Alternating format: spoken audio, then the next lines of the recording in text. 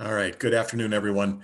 I want to spend some time today talking with you about the Dane County Youth Assessment Survey and what that entails, what that involves, what it is, and why it's important that we actually move forward with this. So I'm going to share my screen, and I'm going to, this, by the way, is on the website. I will share this with you. Again, I'll just send out a follow-up email with a link to all this information.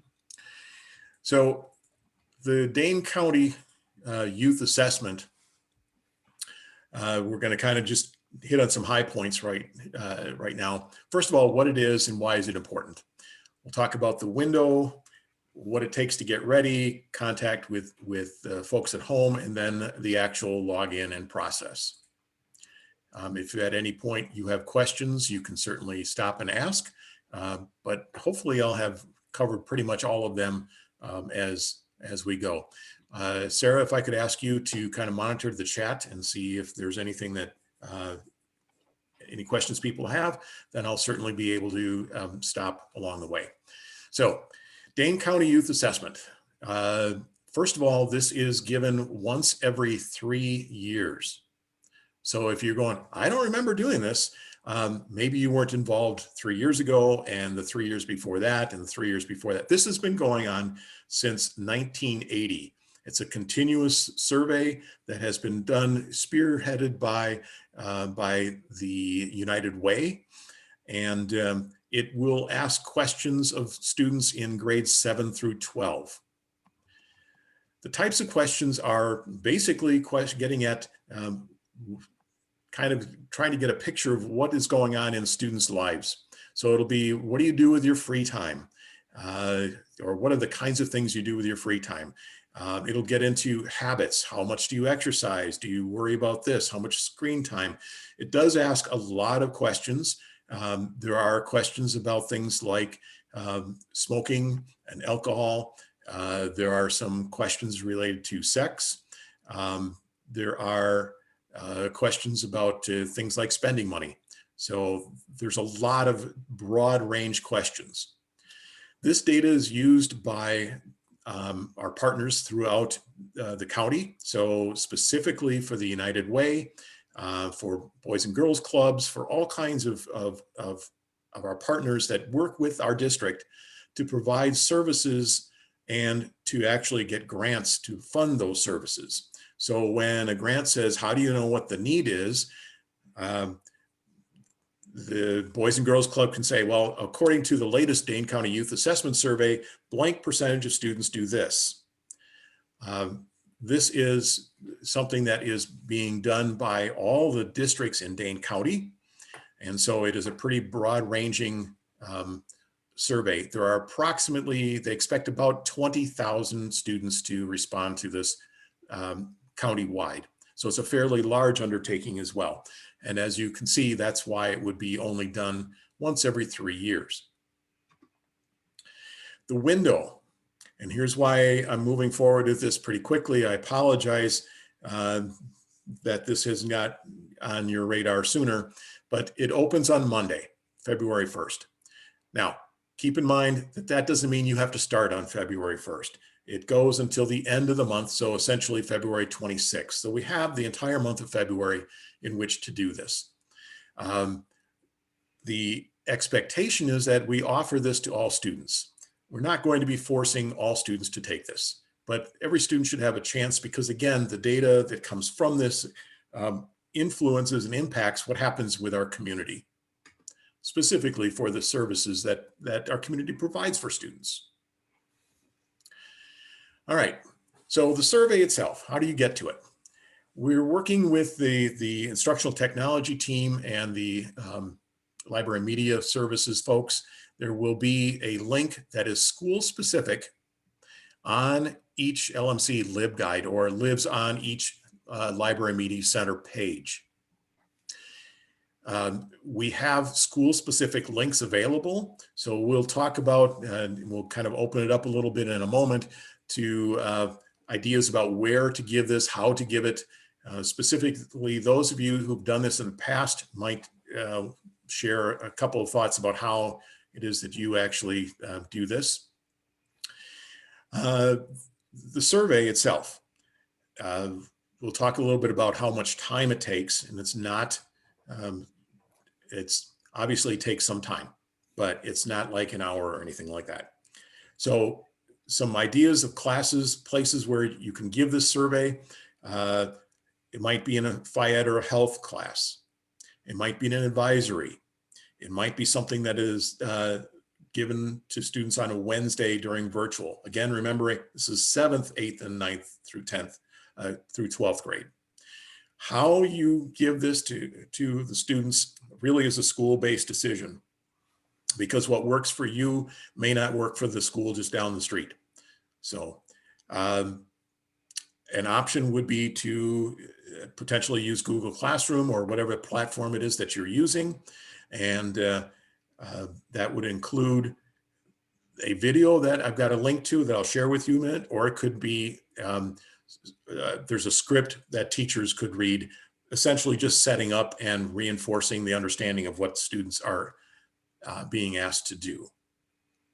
So I'm going to stop here just a moment, and I am going to kind of open this up again and just ask real briefly, if anybody has done this in the past, can you please just share out how you've done that, which class it is that you've used, or time.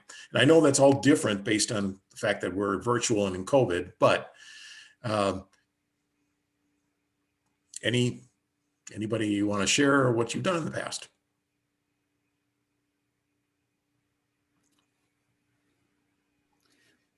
Tim, you know I'll always talk, but the bottom line is it won't look the same. It's not, this isn't going to be the same. And I think I often mix up the DCYA with the YRBS because I was really concerned when we were starting to talk about this, that this is the one that we do sample classes, and we need to make sure that we share with students at the end that if they're feeling depression or concerns of self-harm, basically, that we as the people administering the survey will get them resources. And we virtually, we don't have that opportunity. So I think the Dane County Youth Assessment is a little more tame. Yes, it does talk about smoking, alcohol, sex, some other habits, but it doesn't get into mental health, I don't believe. Does it? Not specifically. The last page of the survey says, if you have questions or concerns, contact your school counselor.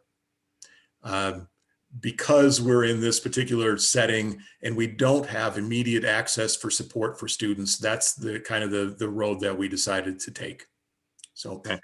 And the goal would be to get as close to 100% of our kids as we possibly can, correct? Yeah, I would think so.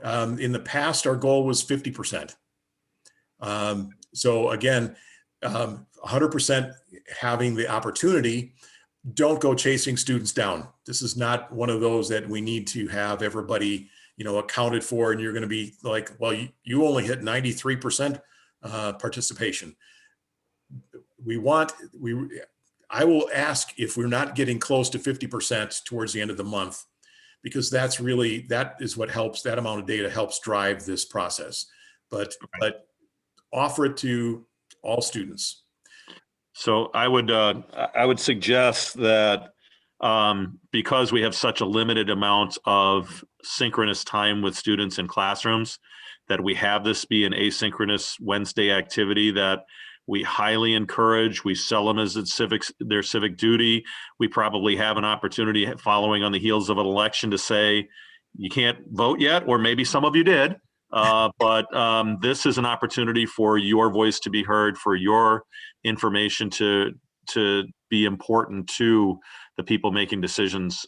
So I don't feel comfortable reaching into any classrooms at this point, and maybe others can weigh in on that. Everybody in the regular high schools, at least, I know have virtual mentors. Marianne, I don't know if you guys do or not. Good.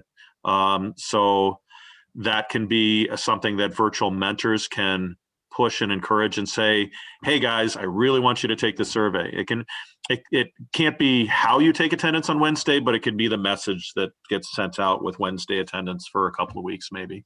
Yeah. So I would echo what Ben said. There's really just no way we're going to feel comfortable taking away from synchronous instructional time at this point. But I just want to clarify, Tim, you did say that the decision about where and how we roll it out would be based at each school, right? So that is we don't correct. all right. Okay, all right. So So I would like to bring it back. Yeah, I'd like to bring it back to, cabinet and leadership, school-based leadership team, to make sure that everybody can get behind however it is that we choose to do it. Yes, absolutely. And then again, that's why it's the entire month of February. And it is based on how the school perceives that it would be best suited for students and staff at that school. And there's no opt-out for this one, right? Because it is totally optional. Is that accurate? There is an opt-out, and we'll get to that in just a moment, and how students can do that. So, Marianne, you had some ideas? Okay. All right, so I'm going to go back to, we'll get to the multiple languages in just a minute. Yep. I am going to go back to the presentation. So, all right, let's keep moving here. So how does it work? First of all, so you see the little DCYA on this particular page. That's what the image on the LibGuide or the LMC page will look like. So students will just click on that and it will take them to the Dane County Youth Assessment. More information can be added, but that's what it's going to look like. This is probably, if we're going to be, what I'm hearing is that it would probably work best in asynchronous. So this particular video is something that might be appropriate. It was created by Dane County, the folks who are creating the survey themselves, and it explains what it is that students are about to do and how it works. So I'm just going to start this particular video, and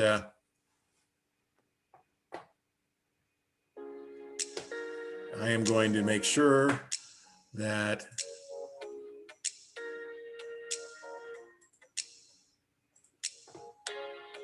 Welcome. My name is Shreya Kata, and today you'll be taking the 2021 Dane County Youth Assessment. This assessment is your chance to tell school and community decision makers about what you do, your experiences, how you spend your time, and how you feel about issues impacting your life. This information gathered from 20,000 students will guide decision making on youth programs and resources in your community. Your voice matters. okay. So I'm going to stop sharing right now. There's a video that goes through and explains all the safety and security behind this, the fact that students are not being tracked for this. And it is pretty straightforward as far as, let me see, sorry. Getting back to that, it's pretty straightforward as far as ensuring that students understand how they are supposed to do this.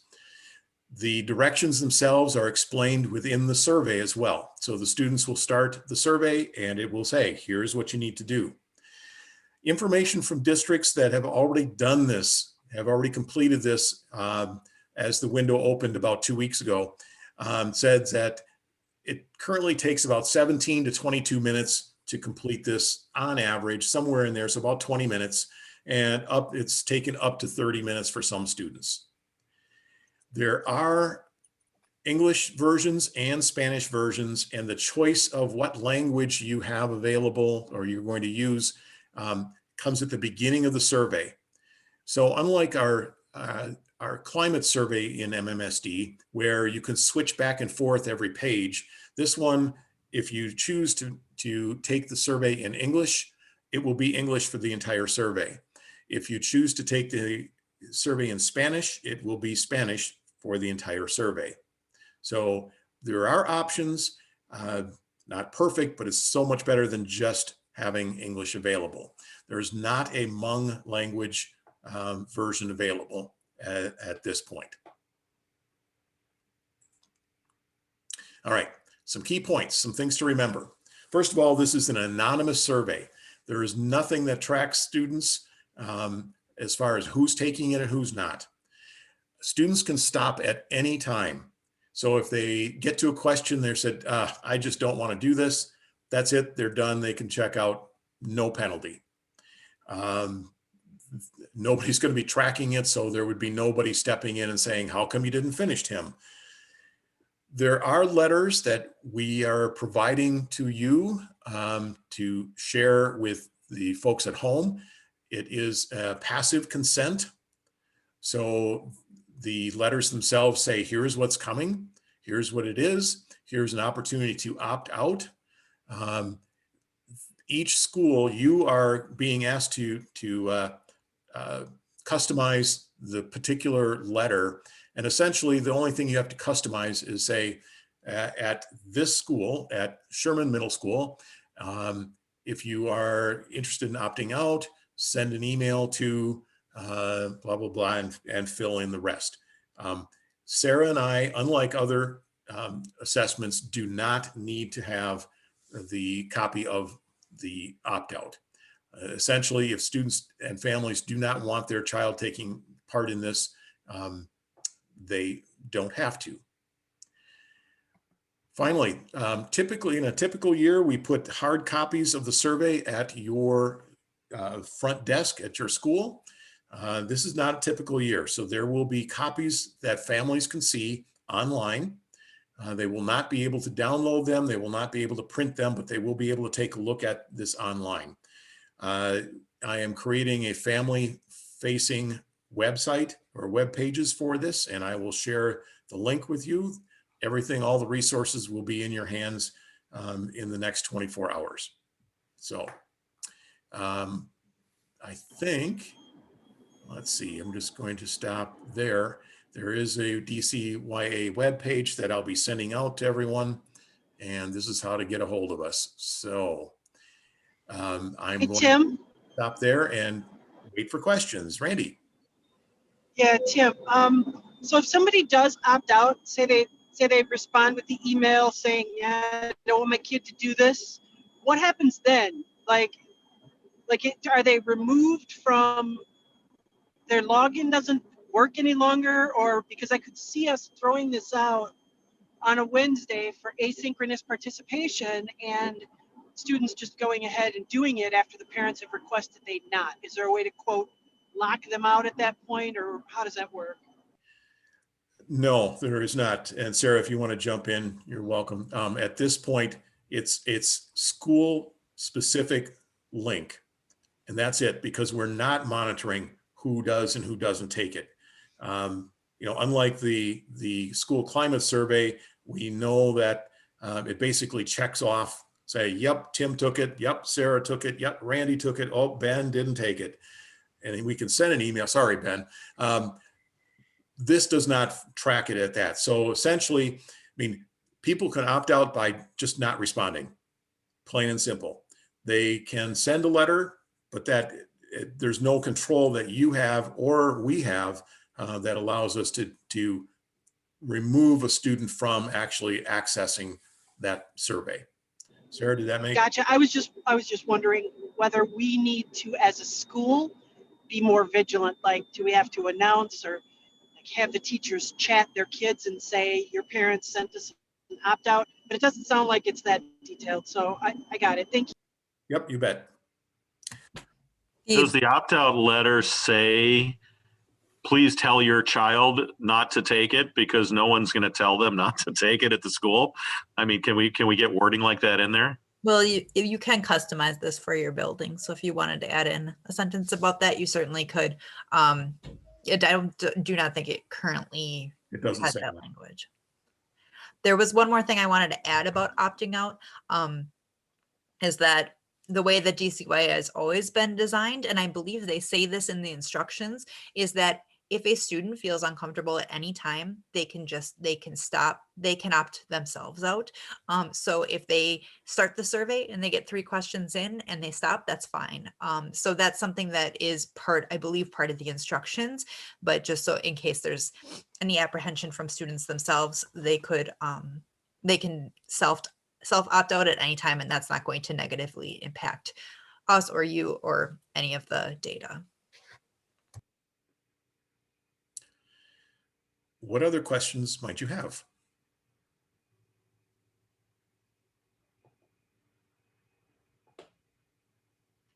Okay, I'm going to stop the recording and then